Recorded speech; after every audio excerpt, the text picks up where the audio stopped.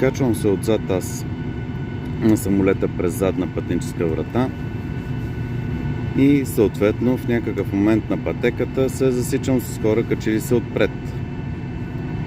Правя им път на поредните, за да преминат назад, влизайки в свободна седалка.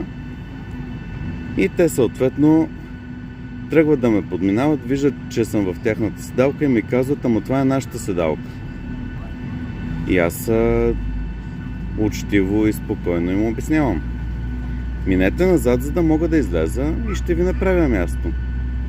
Не ме разбират. Това се повтаря няколко пъти, докато накрая се наложи да ги избутам, за да излеза, за да им освободя тяхната седалка и да продължа напред. Няколко секунди по-късно някакъв ми седнал на място.